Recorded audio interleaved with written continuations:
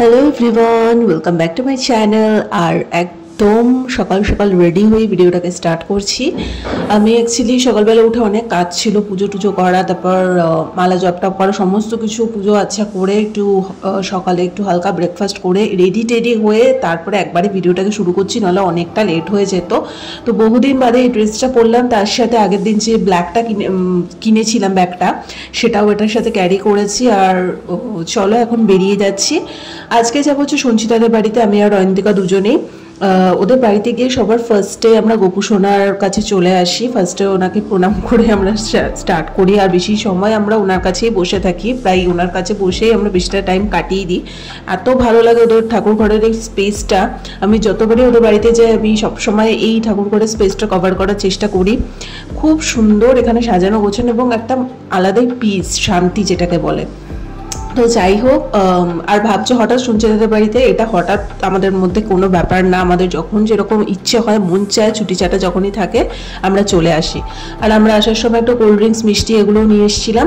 আর সঞ্চিতা আজকে বললো এতদিন পর আসছিস, নিজের হাতে আজকে একটু চিকেন বিরিয়ানি বানিয়ে খাওয়াবো। আর আগের দিন হয়েছিল তুমুল ঝড় বৃষ্টি, এখানে ওয়েদার ছিল ভীষণ সুন্দর, সো জমেই গেছিলো আজকের লাঞ্চটা।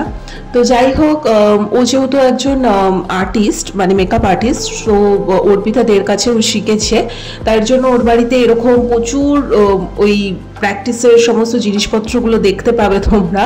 সো অনেকে অর্পিতাদের কাছে মেকআপ শিখে থেকেছো, যারা জানো তারা তো জানোই, খুবই ফেমাস উনি।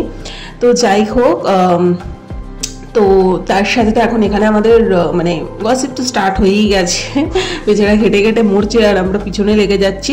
সো দেখ, ওইভাবে অত ডিটেলস ভিডিও করিনি, যতটুকু পসিবল হয়েছে জাস্ট মুহূর্তগুলো তুলে ধরার জন্য ভিডিও করেছি। তো অনেকটা যেহেতু মানে গরমও ছিল, তাই ও বললো যে কোল্ড ড্রিঙ্কস খাবি না ছাতু খাবি। তো আমরা বললাম একদম প্লেন ছাতুই করে দে, তো ওটাই সব থেকে বেটার। তো যাই হোক, আমি আর অয়ন্তিকা হচ্ছি মানে দুজনে পার্টনার, গসিপ পার্টনার, ঠিক আছে। সঞ্চিতাও মাঝে মাঝে সামিল হয় আর কি, বাট বেশি তার কাটা হচ্ছি আমি আর অয়ন্তিকা। তো যাই হোক, আমরা বিভিন্ন বিষয় নিয়ে খালি মানে এর পিছনে লাগে ওর পিছনে লাগে আর খালি দাঁত কালাতে থাকি। তো যাই হোক, তারপর মিডিলে একটু আমি অয়ন্তিকা বেরিয়েছিলাম হঠাৎ ছবি টবি তুলতে। তারপরে দেখলাম সঞ্চিতা পুরো মানে কসমেটিক্সের সব নিয়ে ও ঢেলে বসেছে, কারণ ওকে সব কিছু গোছাতে হবে। তো আমরাও হামলে পড়েছি ওর সমস্ত কিছু দেখার জন্য। যখনই ওদের বাড়িতে যাই, হয় শাড়ির কালেকশন দেখি, নয় ওর এই অর্নামেন্টসের কালেকশনগুলো দেখি, আমার ভীষণ ভালো লাগে।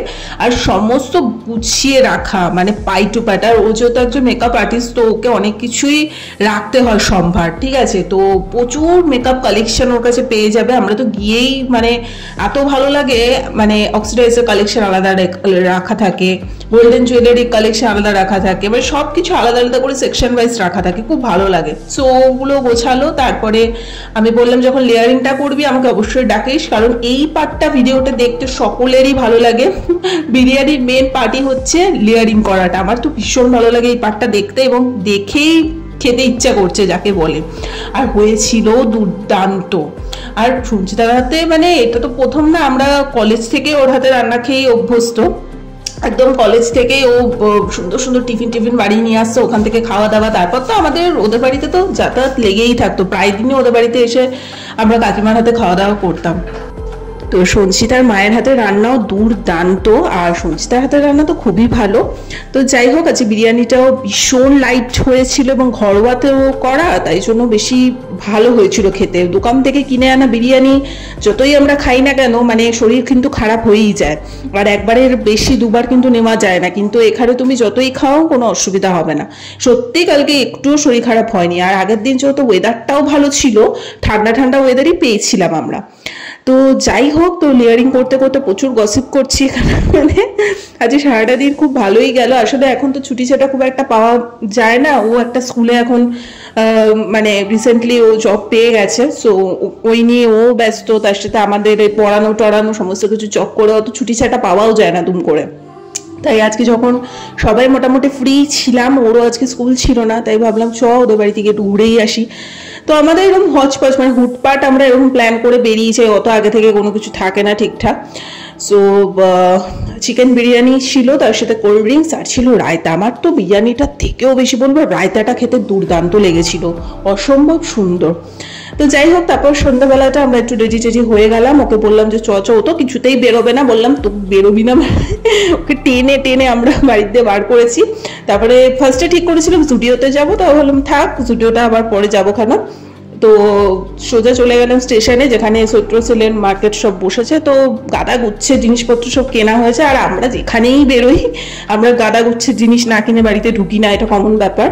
ও এই পর্দাগুলো নিল, দেন বেডশিট নিয়েছে, তারপরে বালিশের ওয়ার ফর অনেক কিছু কেনাকাটা হয়েছে। সবকিছু অত ইন ডিটেলসে ভিডিও করিনি, আর রাস্তাঘাটে প্রচণ্ড জ্যামও ছিল। তো তারপরে প্রচুর শপিং টপিং করলাম। দেন ওখান থেকে প্রচণ্ড গরম লাগছিল বলে আইসক্রিমও খেলাম। অনেকদিন বাদে এই কোনগুলোতে করে আইসক্রিম খেলাম। সাধারণত এখন এই কোনগুলো করে আইসক্রিম খাওয়া আমরা ভুলেই গেছি, আর আমরা 3 বান্ধবী বেরোলে এসব চুটপুট আমরা করতেই থাকি, কোনো অসুবিধা নেই। তারপর অ্যাজ ইউজুয়াল অয়ন্তিকা বাড়ি চলে গেল ওখান থেকে, ওর বাড়ি হাবড়া।